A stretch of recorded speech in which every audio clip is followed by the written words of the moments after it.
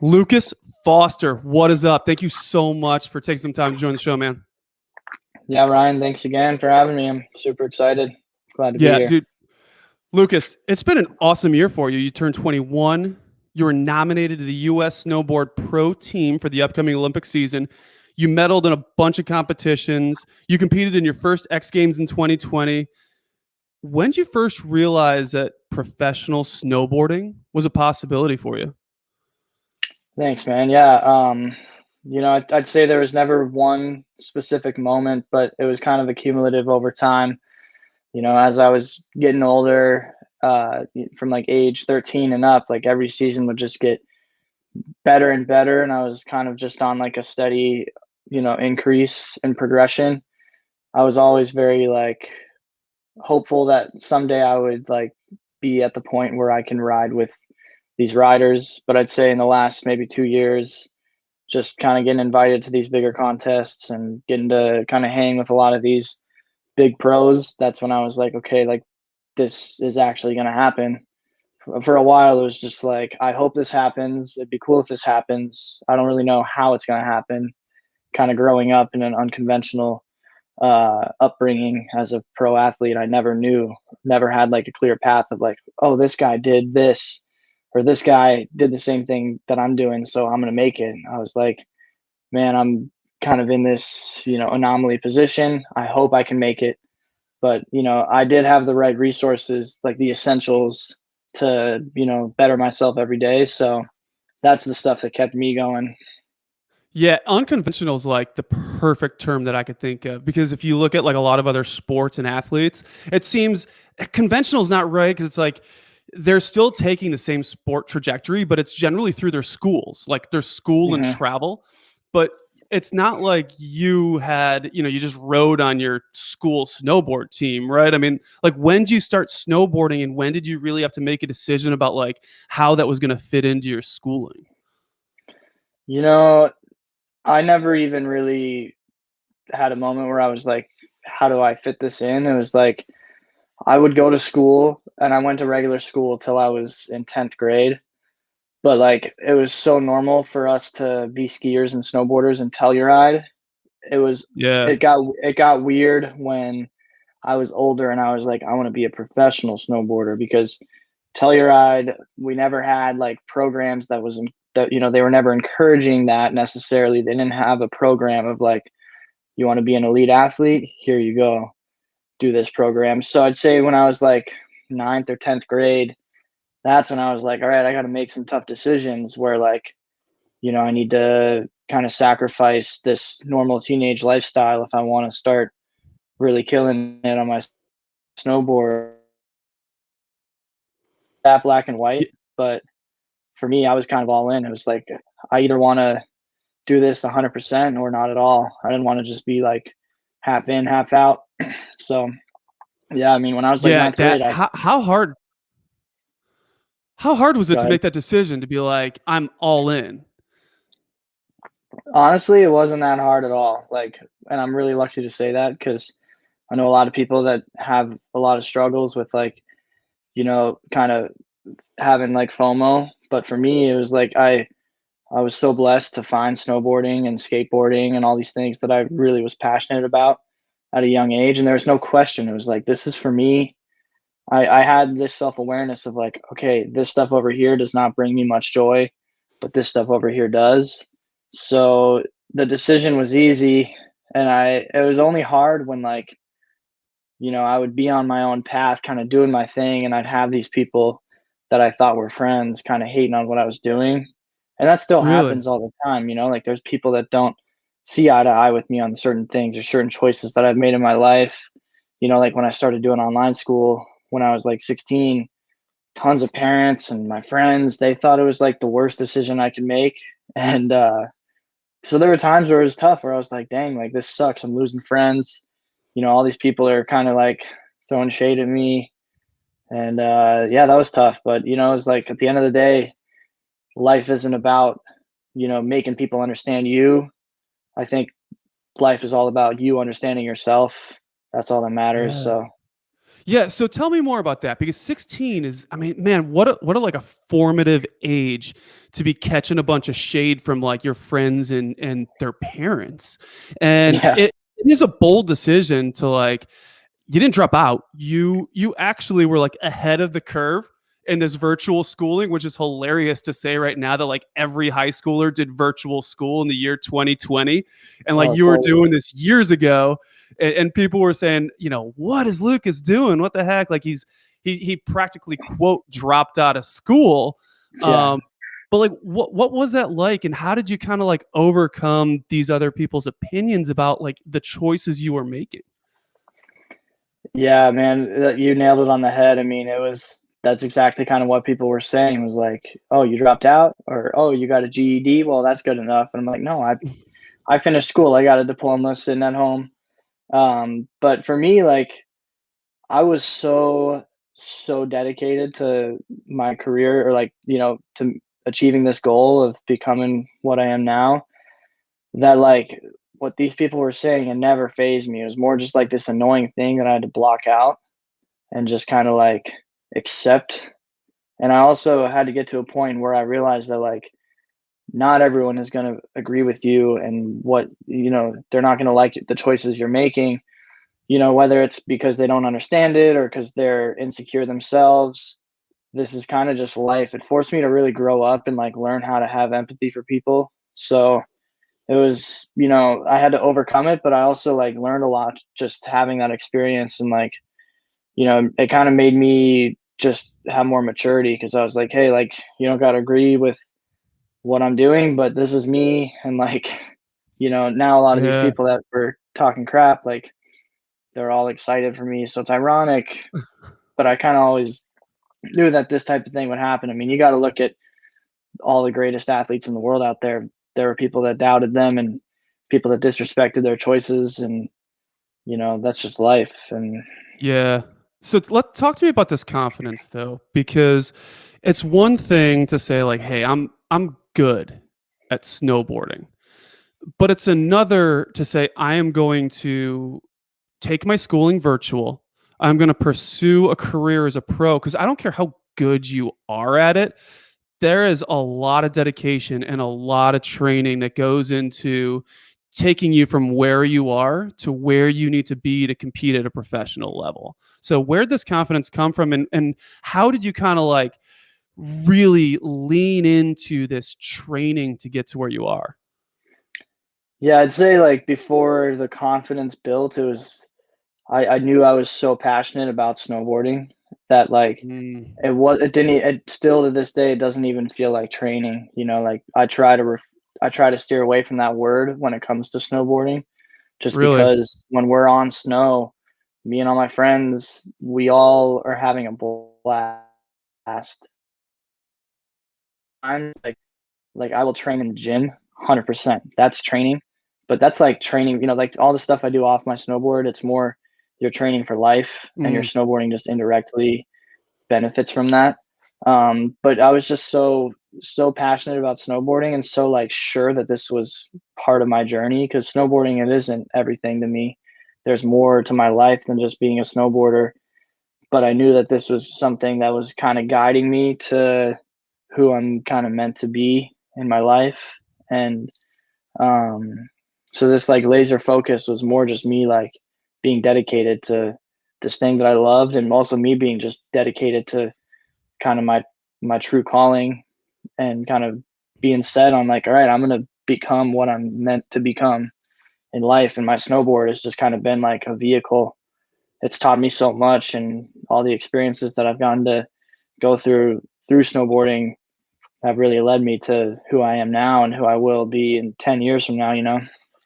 yeah, I definitely want to get into your purpose and who you're meant to be. um but I do want to know kind of how this training goes, because like you said, you're on a snowboard and you're like you're ripping on the snow, you're going through half pipe, slope style, you're doing all of it. But what else goes into it? Because when I think of training for a pro athlete, I don't understand really what goes into every little aspect. Like, are you on the slopes for like 8 to 10 hours a day, or is there like you can only do so much? Yeah, you definitely can only do so much, and I'm starting to really understand that as I get older. Like, 4 years ago, yeah, I could ride all day, every day, and not get tired, and just like drop the ball on my body and my diet, and like be okay. But in the last couple of years, definitely like starting to feel my body getting older. Luckily, I'd like to say I take good care of my body, and it's feeling great right now. So as I get older, I got to really stay on top of that. But yeah, like in the heart of winter, we're riding like 4 to 5 days a week, and kind of like it's kind of like freestyling it, where us as riders, we got to really learn how to like listen to our bodies and know when to kind of take a step back and chill for the day. Um, a good way of looking at it is this is from Paul Check, who's one of kind of like my mentors throughout my career. He calls it working in and working out. So working out is, you're going to the gym, lifting heavy weights, you're spending energy. Snowboarding is working out.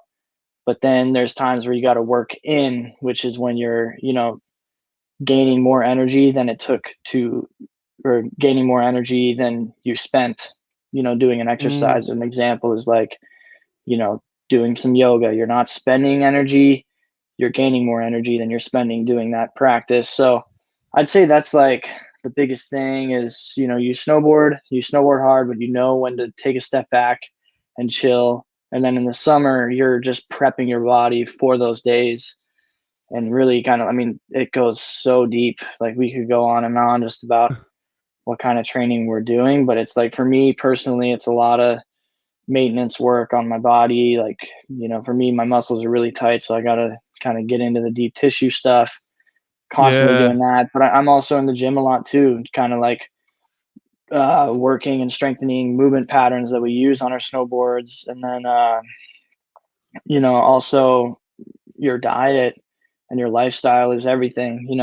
um, I'm very health conscious. That's like what I'm known most for amongst my friends, is like I'm that kid on the trip that has all the supplements, all the organic food in the fridge, super like, oh, I don't eat this, I don't eat that. But that's, I honestly Yeah. give all my success to those things right there. You got to feed the machine. So working in versus working, I love the sound of that. Working in versus working out being the output that you're doing, working in being what you're kind of putting into, I guess more like that recovery. So like Hmm. what is that balance? I mean, is it seasonal? Like are you kind of, is there a season where you're just working out more and then a season where you're working in? And does that balance kind of shift like in the midst of all your competitions, or kind of how do you balance that? Yeah, I'd say it lately. I mean, I'd like to say it goes in seasons because that'd be really nice, but lately it's been summer. Usually, summer is when you're kind of like working in more. But I'd say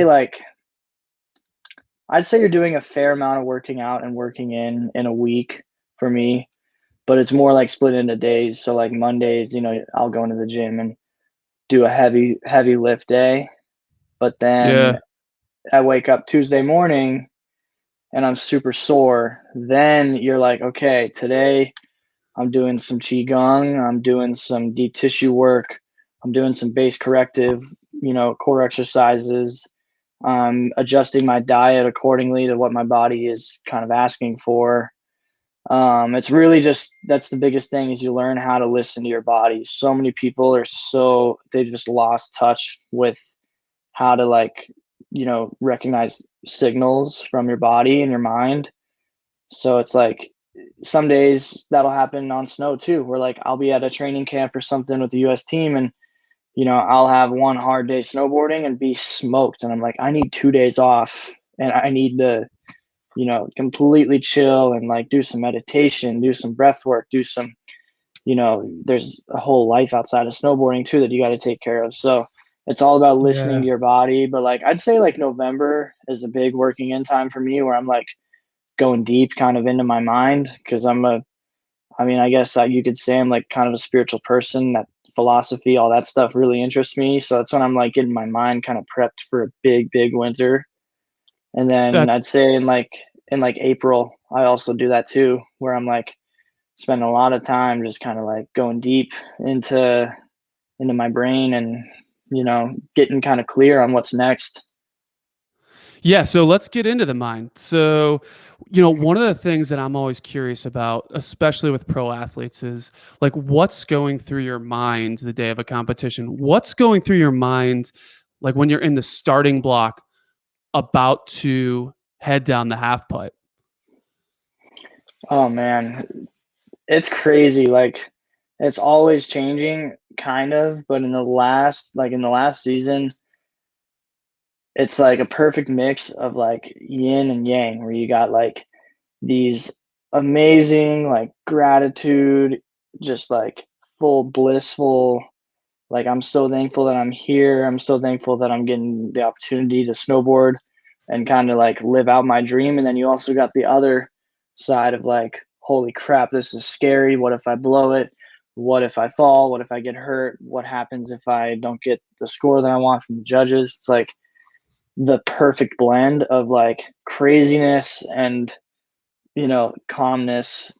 But that's where you got to learn how to like really shift your attention to just nothing.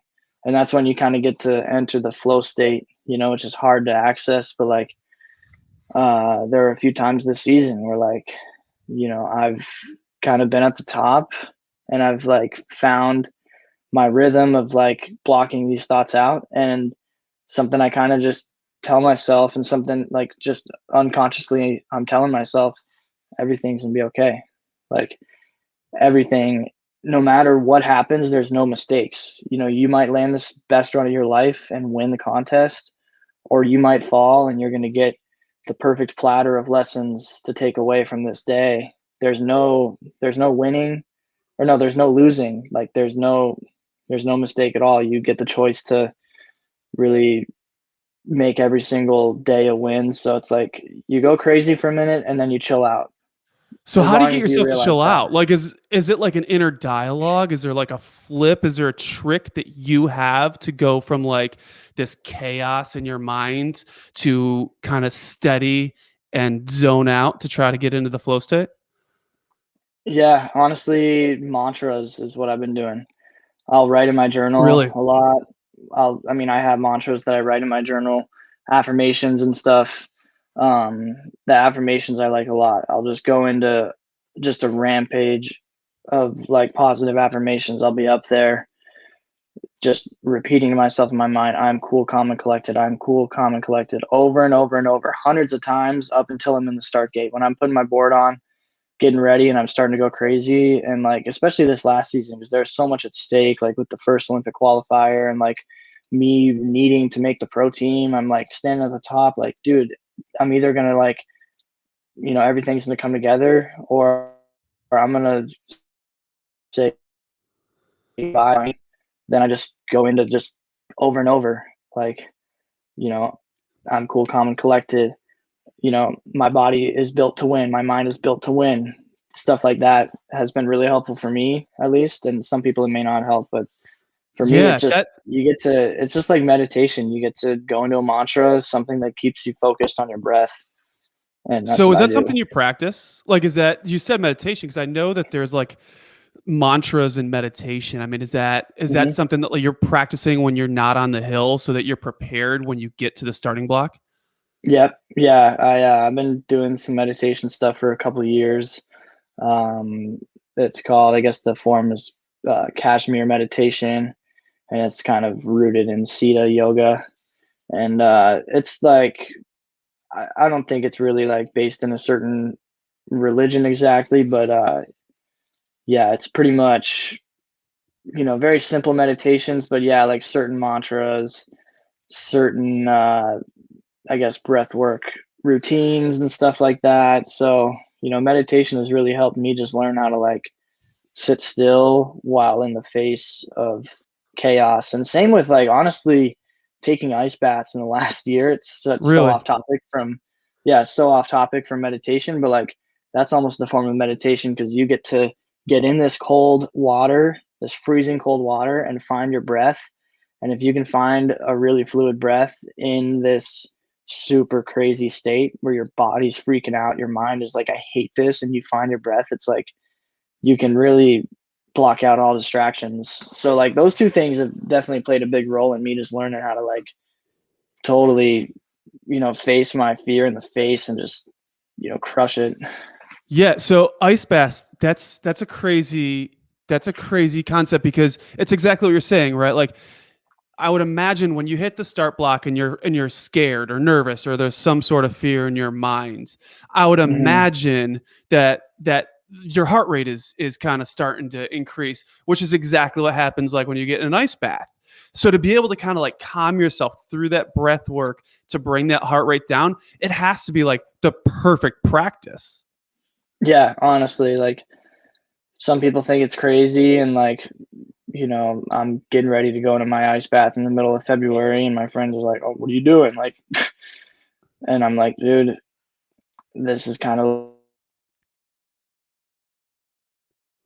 like really training your mind to like overcome itself. Like our minds are our biggest enemies in some cases where, we'll get in our own way, and it's because of our mind just going nuts and us not having control over our minds. So you learn how to tame your mind. You're just no one's gonna no one's gonna stop you. It's crazy. Is there a time where your mind got so much in your way that it just like completely crushed your performance? Oh, all the time. It still happens sometimes. I mean, people ask me like, "What's been the biggest obstacle in your career?" And I'm like, myself. Like the times where I've had the worst crashes, the times where I've had, my worst performances at contests, it wasn't for any reason other than I got in my own way. And and yeah, I mean, if you lose touch with yourself and your own awareness of yourself, you're like a leaf blowing in the wind is the analogy that I Mm. use, because circumstances, they can just push you in any direction, and you have no idea and no control of where you're going to go. So like a good example is like that year I did my first X Games was like the worst contest that I've ever had, and like that's a whole nother story. But at that time in my life, I was getting in my own way because I felt a lot of pressure around me, when in reality it was just me putting pressure on myself. I was kind of Mhm. skipping crucial steps in my, you know, athletic performance, where I was like leaping into new tricks that I like was not ready for because I felt this pressure, and I had like too much kind of like ego in my decision making. I had like no sense of like connection you know, with what we were talking about earlier of everything's gonna be okay. And Yeah. What were the biggest 3 lessons you learned from the X Games then? I'd say through that whole time, it was 3 events in a row. So it was the Locks Open, the X Games, and the Mammoth Grand Prix. Those 3 events were like just so tough for me. And it was, I hate to make it sound that bad because it really wasn't. I just didn't land my runs, which happens to Yeah. everybody. But my lessons were like the only thing that you really get in life is this present moment. And if you're thinking too far into the future, you're going to lose what you got in front of you. And that's what I was doing, is I was thinking too far ahead into like what's going to happen if I land this run. I'm tallying up points, like if I get this result, then this happens. If I don't get this result, then this happens. Like stuff like that, thinking into the future, making up these fake scenarios that weren't real. It really taught me that like, hey, all you get right now is this moment. The future does not exist yet. It may never come tomorrow, and the past does not exist anymore. So like, you have the option to just make the most of this moment and do the work that's in front of you. That's the biggest thing in the last year that I've realized is like, you can complain and you can worry all you want about what might happen in the future, but if you don't do the work in front of you, like if you're waking up in the morning, no matter how bad life is, you still got to get up and go to work. You still got to brush your teeth. You still got to do the dishes. You still got to put food into your body. So do the work that's in front of you, and you're going to move on to the next thing, and you're guaranteed success. in some way, shape, or form if you just do what is in front of you. And if you just look at what's in front of you and you just like get pissed at it, nothing gets done. You stay in that state of misery, and you never know what comes after that. Yeah, I love the idea of just taking like one success at a time. And it always starts in the morning. It's like when your alarm goes off, and I preach this to everybody. When your alarm goes off, get up. Like just get up. You've won. You beat your Mhm. alarm first thing in the morning, and you've started your day with a win. The second you hit snooze, you have now started your day with a loss. And Yeah. it's so important to get up right away when that alarm goes off. What is your morning routine right now?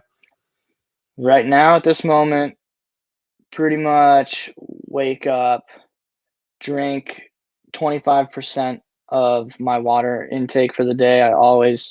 That's usually like 32 ounces of like a hydro flask water bottle.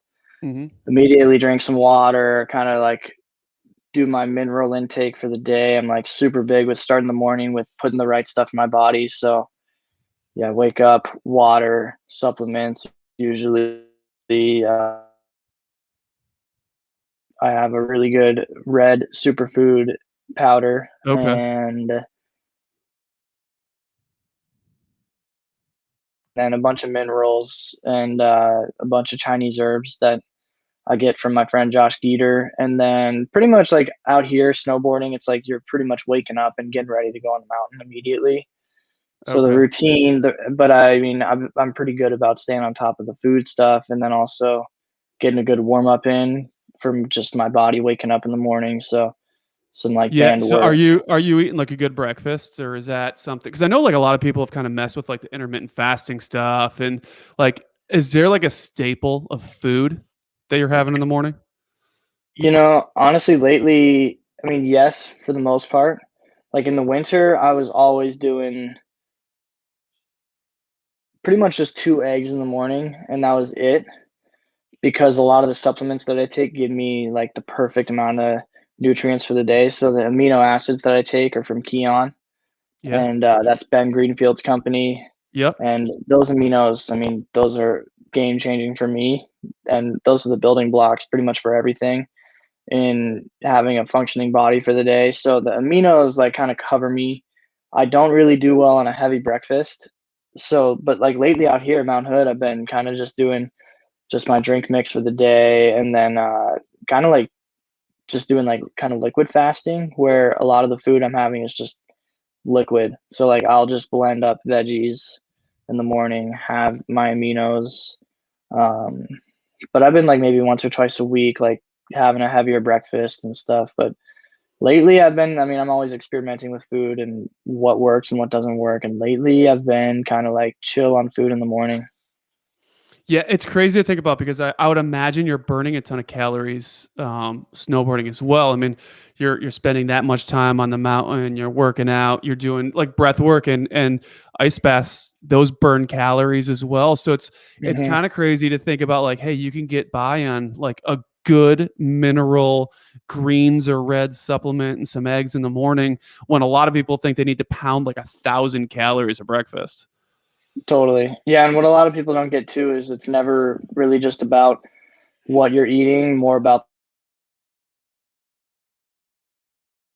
have a good uh, selection of organic food. Then you can get specific on like, okay, like I'm going to do, this combination of protein to carbs, but everyone they lose touch with like the quality of their food, and that's everything, especially in this day and age. Our food is, especially in America, it's all pretty messed up. So I'd rather take you know an organic uh an organic egg over, let's say, like a smoothie with like Yeah.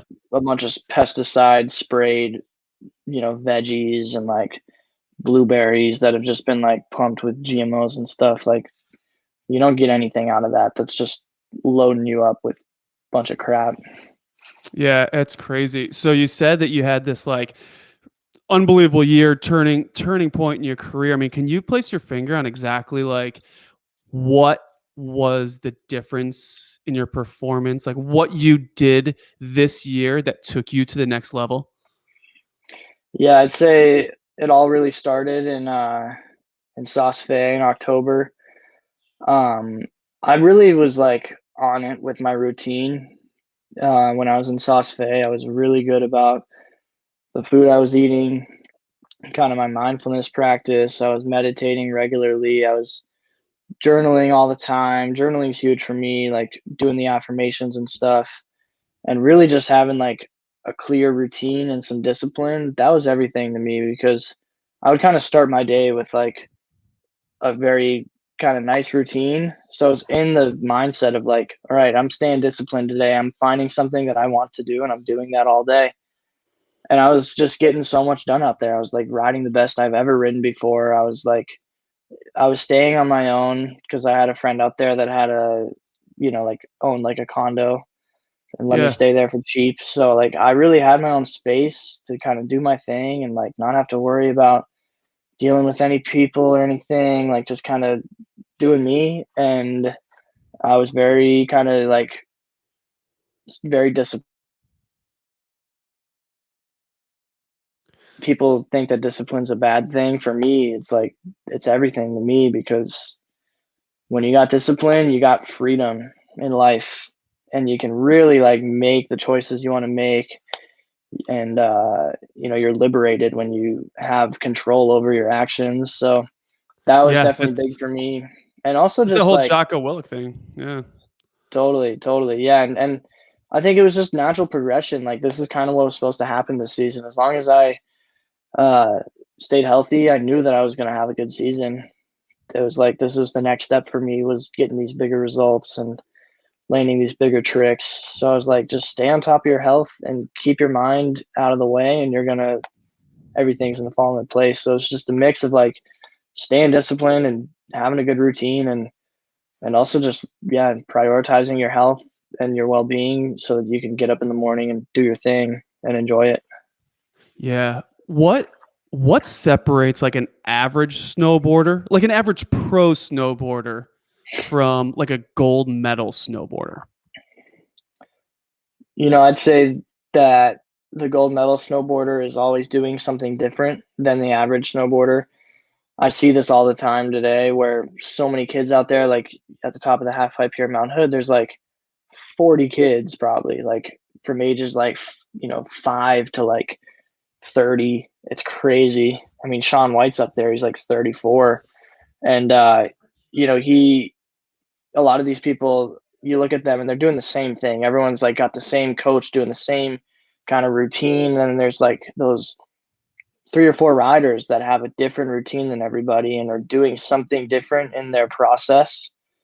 And I remember my mom sent me this one time when I was younger. She's like, winners are different. Winning, only one person can win at the end of the day. Winning is the most different thing that you could do. So in order to win, you got to be doing something different in your input to create that output, which is Mm. being on top of the podium. So I'd say that's the biggest thing is winners are different. They think different. They treat themselves differently. And they also just don't, can I cuss on this show? Yeah, sure. Winners just, they don't give a shit about what anyone thinks. They're so clear on their path.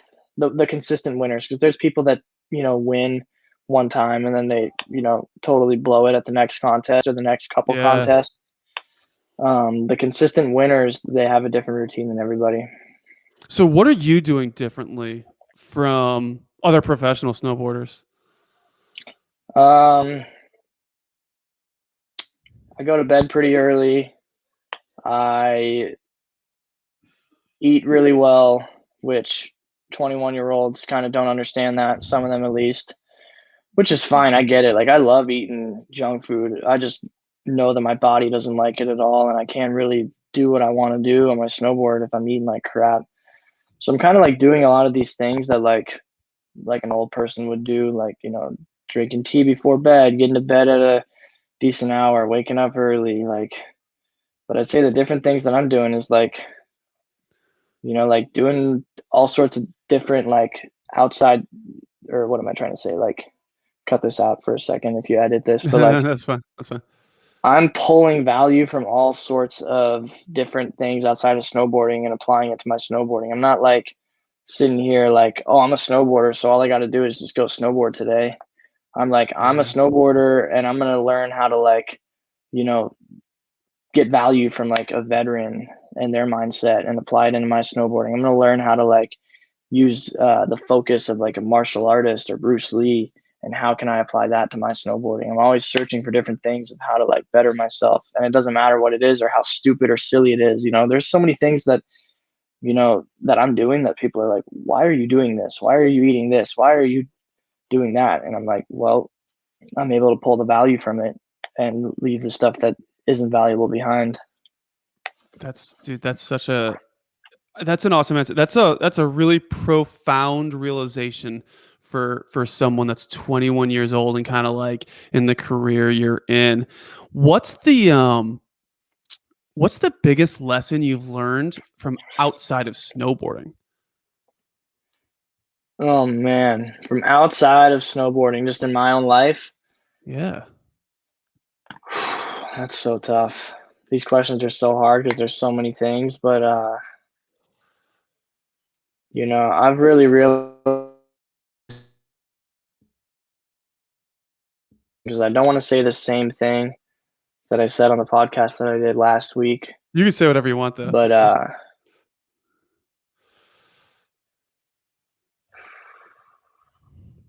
say in life, all these experiences that we go through and all these little things that we think matter as far as our careers go, and like, we think we got to make all this money, we think we got to have the nice car, we think that we got to have the nice house and the beautiful wife and stuff, and that stuff is awesome.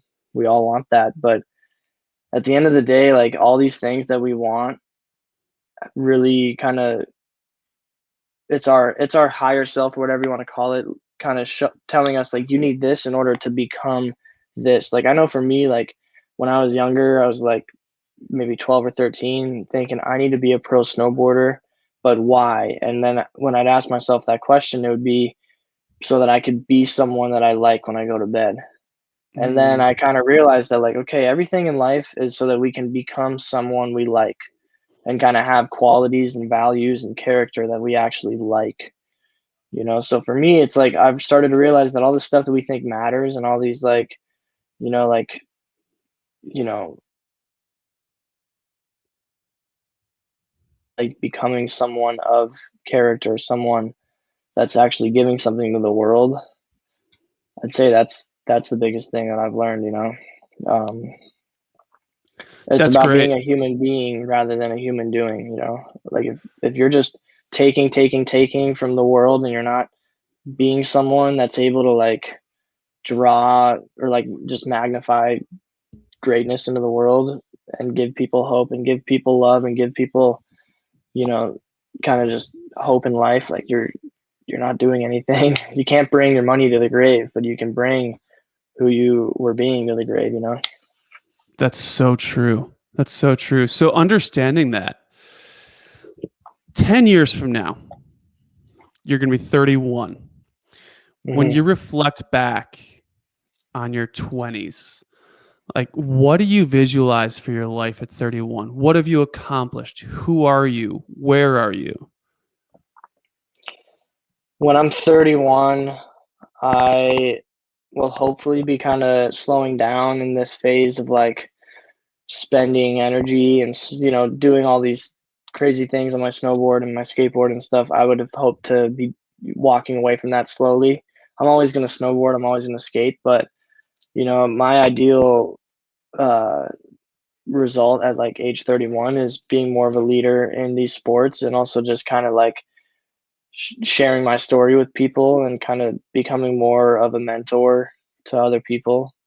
It's always been my dream to kind of show people these unconventional things that I do to do what I've done, and kind of share it with other people so that we can get more kids into, whether it's snowboarding or skateboarding. I want to show that there's different ways to achieve greatness rather than just the cookie cutter approach.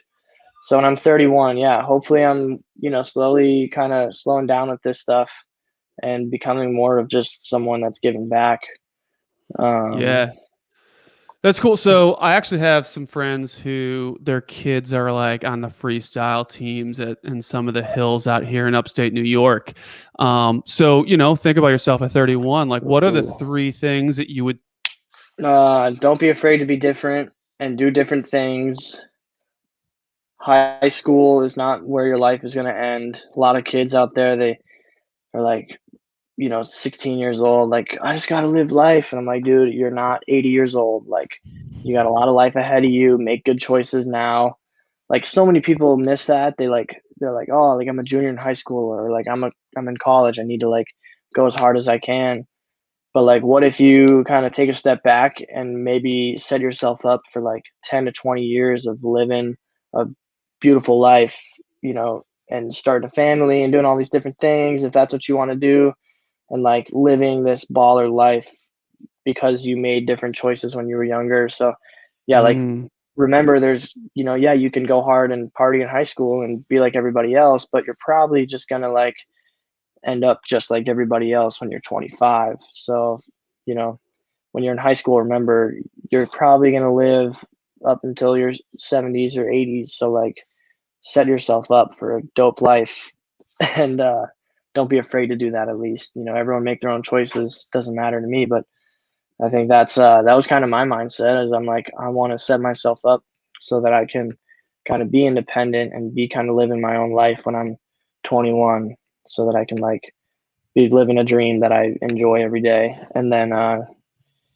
the last piece of advice, I'd say just enjoy every step along the way. And there's no mistakes in life. That's something that I kind of live by, is no matter what happens, you have the choice. All you got to make is the choice to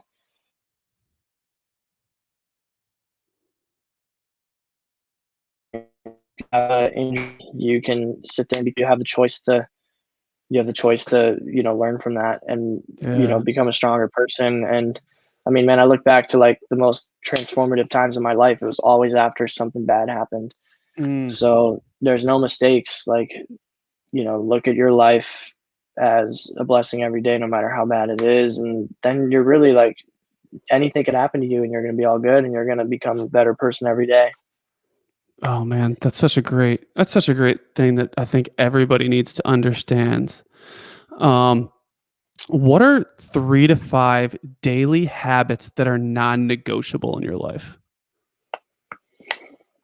Move your body every day.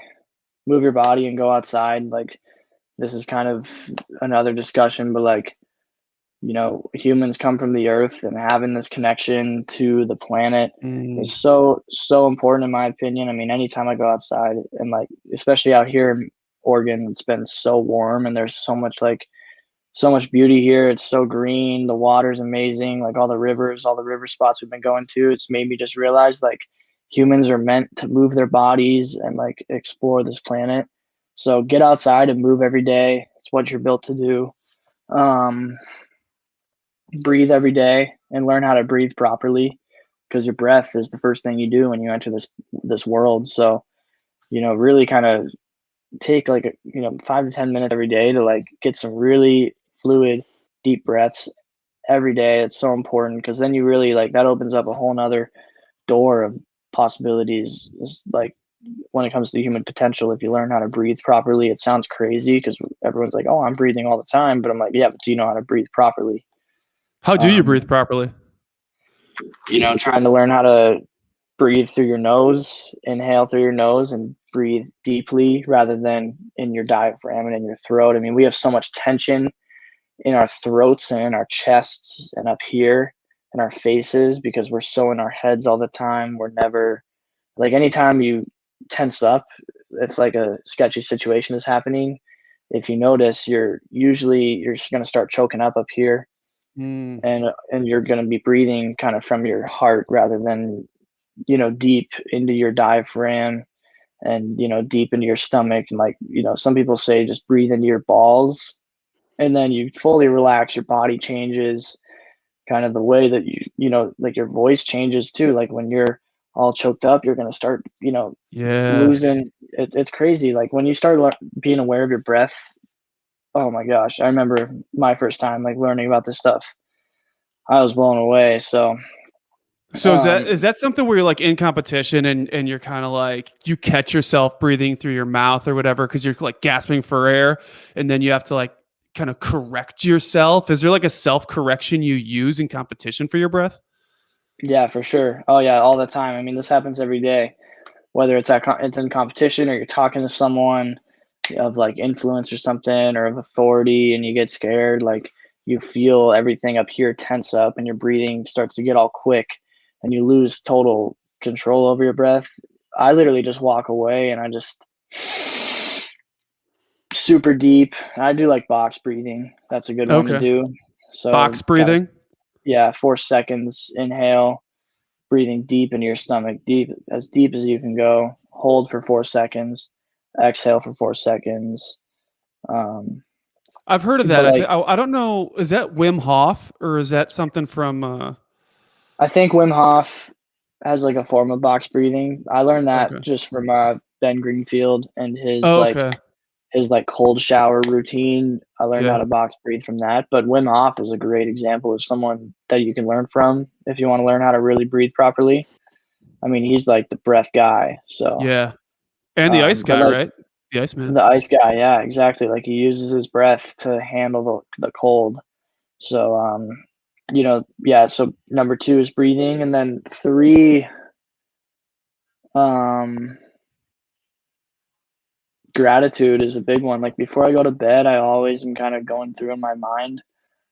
I give three things out there, my gratitude, and it's random stuff too. I'm like, I'm super thankful for my AirPods and the convenience that I got from them today.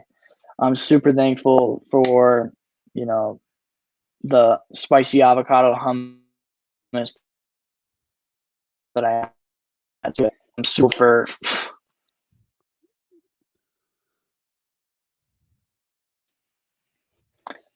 got me now. Yeah. Yep. Yep. Yeah, you got on. Um, Sorry. yeah, no, Naming it three could random be. things that you're thankful for. Yeah, no, that was good. That was perfect. But like so many people, they think of superficial things. They're like, I'm thankful for my mom. I'm thankful for my dad. I'm like, think of three random things. Give your gratitude every day. Like it doesn't matter what it is. Just get in the habit of like giving gratitude back to this world is like game changing. Yeah, I love it. I love it. Is there a secret performance hack that no other snowboard uses that you use that you're most proud of? Mm, yeah, I mean, there's definitely people that meditate. Everyone kind of, not everyone, but like there's definitely a handful of people doing similar stuff to what I'm doing and stuff. And like there's people doing more. But one thing that I kind of did growing up that helped me a lot, and I still do today, but not as much, and I need to get back on it, is Wing Chun Kung Fu. Mm, My trainer, Jason Cannon, who learned from Paul Check, those guys are amazing. All the Czech stuff has changed my life. That's a whole nother discussion. But Jason is he's been studying kung fu forever, and he was a pro snowboarder, and he will tell anybody I wouldn't have become a pro snowboarder if I didn't train kung fu. Just what is it learning. about? What is it about it? Well, kung fu means refinement of skill. You're always Oh, refining your skill, and like with kung fu, it's so precise and it takes so much to really master a skill, and it's like you're really blending like fluidity with being aggressive, and that's like so important when it comes to snowboarding, especially for someone like me because I'm pretty aggressive when I ride. I got to really learn how to like be fluid. So like tai chi and qigong helps me a lot with just like chilling out and being more fluid and like graceful with my movements, while also like you know like learning how to make a punch kind of beautiful, so to speak. That's like what you can get out of stuff like Tai Chi. But and also just like the focus that you gotta have, and like the center line is like a big a big thing in all martial arts is you're learning how to punch on your center line and really find your mm, center. Like that was really important for me when I was young, when I was like learning these bigger tricks and stuff, is like finding your center line and being very, very articulate with your detail, like very, the little things and the Yeah. big things, really focusing on those small details did a lot for me. That's awesome. Yeah, it's funny because like everything I feel like in sports, the core and the balance is so important, and it's oftentimes neglected. Anytime I feel like I've been trying to do a lot of different things lately, and I feel like the things that translate the best to performance are always core oriented. Single leg workouts, big complex Olympic lifts. Uh, Water skiing, snow skiing, like anything that's like super core oriented helps just with everything. Oh, totally, totally. Yeah, and I mean that's just the mental benefit of like kung fu and stuff. Yeah, the core utilization that you use doing kung fu and martial arts, and just like the physical benefits you get from all that. It's unreal. I mean, in Wing Chun Kung Fu, there's this routine called Silam Tao, which is like a 7-minute routine of different blocks and different punches, but you're constantly kind of like not applying pressure, but like you're pressurizing your body. You're like literally flexing your muscles, everything in your body Mm, for 7 minutes. And you finish that and your blood is pumping and you're feeling like the strongest you've ever felt. So it's like you get so much mental and physical benefit from martial arts, I think. that's so cool. I've never done martial arts. I really should. I've been saying I want to do like jujitsu or something, but I got to give it a try. I think it has to be helpful. It has to Totally. be. So it sounds like you've had a lot of different like mentors and role models, but I know I've heard you say that you really look up to your dad. What's something you really admire about him that you don't feel like you'll ever live up to or achieve? Yeah, for sure. I mean, I'd say like my dad when I was younger, especially, was like kind of my hero just because of him being such a long time snowboard athlete. Dad is like your classic Colorado. I'm not going to say ski bum because I don't really think my dad's a bum, Mhm. but he is like just he's so dedicated and in love with being outdoors and just the sports that he does.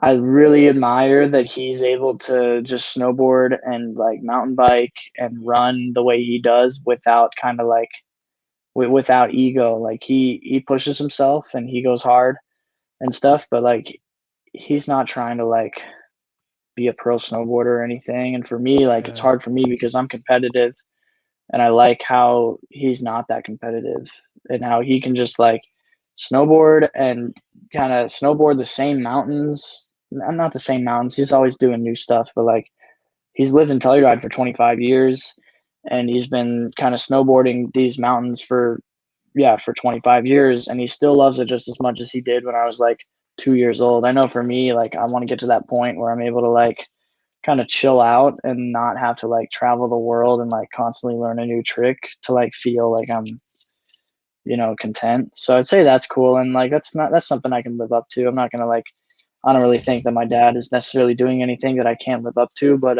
Yeah. I always thought that that was cool because we live very Nice. different lifestyles. My dad and I are very different, like and I mean that in the best way possible. And it's great. It's good because I need someone different in my life to kind of like give me that other influence and stuff. And I can learn a lot from him. We learn a lot from each other and how our different lifestyles can kind of blend together. So I've always loved Yeah. that about him.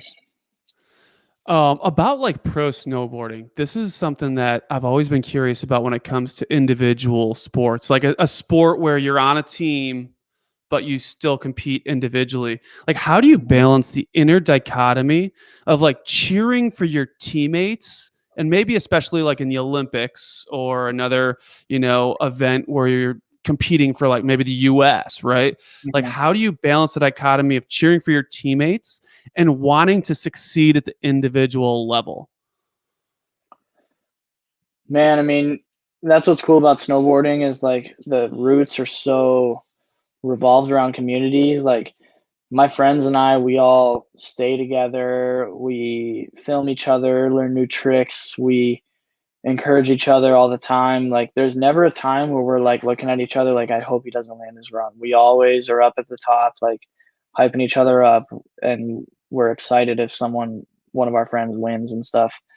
For me, like I have a lot of respect for my competitors, and I know that they've been, like right now I'm staying with like two veterans on the US team, Taylor Gold and Chase Josie, and like I grew up watching those guys compete, so I got tons of respect for them. And I know if they land a run and they beat me, it's like no surprise there because these guys have been crushing it for years. So it pushes me to just be better myself because, like, yeah, I want to beat them, but like I'm not gonna do anything negative to them to like make their performance not come together. I want them to land the best runs of their lives. I want to do what I can to land the best run of my life in contests too. So yeah, it's like we're always stoked for each other, and if someone, my friend beats me, I'm excited for them. I'm just as stoked for them. Like this season, at one of the contests, I got fourth, and my good friend Josh Bowman got second. And Josh hadn't been on the podium in a long time. He's had a couple of rough seasons, and I remember someone asking me like, "How'd that feel like for Josh to beat you?" And I'm like, "I'm stoked for him. Like, out of any person that I want to beat me, it's him because I know how hard he's been working. I know how dedicated he is to snowboarding, and I'm going to celebrate with him tonight because he deserves it." So that's kind of the attitude we have. So it sounds like an awesome community, man. It really does. And it makes it that much more fun when you can kind of be on the come up with other people, Yeah, totally. I just, you want to make it with your friends. I think that's the coolest thing is when you achieve your dreams and bring your friends with you, or your friends are just there with you the whole time. It's like we all want to, do great things, and it's cool to just be on this journey with them. Yeah. So dreams, 2022 Olympics. It's coming. Yeah. What do you have to do? And this could be taken a couple ways, right? Like first of all, what do you have to do to qualify? Like technically, do you have to win anything else? But also, like, what do you have to do personally to perform at the level to qualify and ride for the US in the Olympics in a year? Yeah, I mean, to qualify in the past, there's like a pretty clear like pathway of qualification where it's like they have 4 to 5 events dedicated towards like the US qualification. It was usually the US Grand Prix. They'd have 5 of them. They would take your top 2 best results and then the top 4. And with those top 2 best results, they would go. I think that's how it's going to work this year, but it's always changing because COVID kind of messed some stuff up. So I think they're still kind of trying to finalize the qualification, but it'll probably be something like that. In a nutshell, the best way you could put it is you want to be one of the top 4 US riders by end of January, and you're kind of in a good position. We had our first qualifier in Aspen this year, and that went good for me. That was one of my better results this season. But we'll see what happens. I mean, there's 4 more qualifiers that are going to matter, so a lot can change. But I'd say, like, in order to be one of those riders that can qualify, you, again, like what I was saying earlier, being different, you got to be doing something different than everybody. We're all on the same team together and have the same coaches and have the same, not the same methods of doing things, but like we're all kind of like seeing each other's routines and stuff. And you got to really, like, if you want to beat your friends, which, like, it sounds harsh to say, but if you want to, at the end of the day, we're fighting for a spot on that team. You got to be doing something different than them. And that's really the bottom line. You got to either be, I'm not going to say, like, I mean, riding more helps, but also, like, if you have that secret weapon of something that keeps your mind 100, that's going to help you a ton because you're going to get more done on the snow every day. If you have some sort of, thing that helps you physically to keep you 100%, because like injuries are a big thing too. If you can keep your body 100% during an Olympic season, you're stoked. Yeah. And so yeah, just doing something different and having a different, some sort of secret weapon in your routine is very helpful, I think. Nice. Current event question for you before we get into the final questions here. The U.S. sprinter Sha'Carri Richardson was banned from the Olympics for testing positive for weed in her system. I mean, what are your thoughts on Sha'Carri Richardson being banned from the Olympics? I'd say it's unfortunate because I don't think weed should get you, you know, booted from the Olympics. I don't think that that's like serious enough at all. Um, but at the same time, we all know, like as athletes, we know we're not supposed to be smoking weed during Yeah. the contest season. We know that we might get drug tested. Everyone is held to the same standard. I mean, I know people that have tested positive for smoking weed and been like pretty much banned from competing in all FIS sanctioned events for a year. And FIS is like the series or the federation that does like all the qualifying for the Olympics. So like there's people out there that have had the same thing happen to them, and there's no surprise. If she tested positive for smoking weed right before a contest, that's on her. But I still think there's got to be some sort of changes when it comes to what drugs or you know banned substances. I don't think smoking weed should be something that. And I think I saw that she was only suspended for 30 days, so she missed the last qualifier for the Olympics, so that's why she couldn't go. Mm, And that's how it works usually. Like you get suspended from the team or you get suspended from certain events. So it's unfortunate, but you know, there's people out there that are like, oh, it's a race thing, and I don't want to get political, but like it's not. We're all held to the same standard. If I tested positive for smoking weed tomorrow, I'd probably get in trouble too. yeah. Um, so it's No, makes unfortunate sense. though. Like I think I don't know enough about that situation to be honest. I heard about it and I know a little bit about it, but all I know is we all know the rules. Yeah. Well, I mean, have you seen the movie Icarus or the documentary Icarus Mm-mm. about the cycling? It's a crazy documentary. It's like this cycler who he wanted to do a race. I don't remember his name, but he was like a kind of an amateur cyclist, and he wanted to do one race clean and then like get in touch with someone and do a race dirty on drugs to see how much better he performed, and he was going to do a documentary on it. And he ended up like getting a hold of this guy from Russia who was in charge of the anti-doping over in Russia, who, while he Mm-hmm. was filming this documentary, everything was going down with the Sochi Olympics, and everything blew up with Russia's doping because it was like state funded doping, and they were messing with all the samples and everything at the Olympics. And all this was happening as he was filming this documentary, and he ended up having to like bring the dude into the U.S. as like trying to like keep him safe. And it was a Mm-hmm. really crazy thing. It's a cool documentary. You should check it out. But it's all about like Olympics and doping, and might be something interesting. I think Yeah, it's on. I don't know if it's on Netflix or Amazon, but it was a really interesting look at like behind the scenes of kind of the drug use in the Olympics. It was eye opening. It was shocking. totally. Yeah, I remember when Russia got completely. I mean, they still got to compete, but they couldn't compete for Russia. So that's like a good example, and of like they take it seriously for everybody. And I think it's the IOC that makes those rules. It's not the U.S. Yeah. Olympic team. That's what a lot of people don't understand is they think it's like the U.S. just like trying to do lame stuff, and it's the IOC because a lot of these countries that Olympians are coming from, weed is totally not legal. Mm-hmm. So that's why weed is a banned substance, and it's only banned in season. You can smoke weed if you want outside of season, but Just not during competition. just not right before. Yeah, That's exactly. crazy. All right, couple final questions for you, man. This has been so much fun. What's the most impactful book you've ever read? Ooh, man, I'd say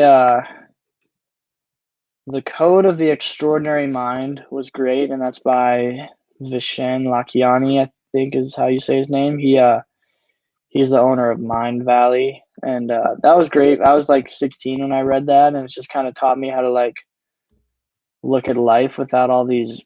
He calls them rules, BRULES, and it's another word for bullshit rules that people live by. It kind of shifted how I thought or how I looked at life and how I looked at all these like beliefs that we have.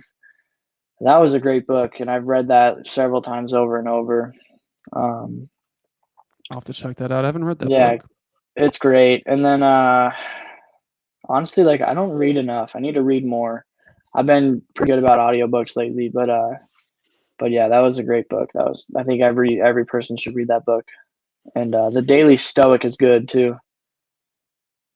Was that Ryan Holiday? Maybe? Hmm. Yeah. Okay. I think I had that one. If you could, I wasn't gonna ask you this, but you're 21 now. If you could have a drink with anyone, past or present, who would it be? What would you drink and why? Oh man, that is so tough. I'd probably have a drink with Bruce Lee, and I'd really admire Bruce Lee and just his philosophy and his, that's another reason why I love martial arts is you got people like Bruce Lee. And if you really like, you got to dive deep into Bruce Lee to really understand why he's so amazing. But but I'd probably just have a glass of like organic wine. I'm not a huge drinker, and I mean I have no problem with alcohol, but like organic wine, that would be cool. I I love like it. wine, so I was expecting Monster. yeah. Okay. I don't know if Although I not. couldn't imagine Bruce Lee with a Monster. Yeah, That'd be pretty me either. intense. The monsters for the beginning of the day, but Not for the wind down and the philosophy with Bruce Lee. yeah, exactly. All right. Last question. How do you make every breath count in your life?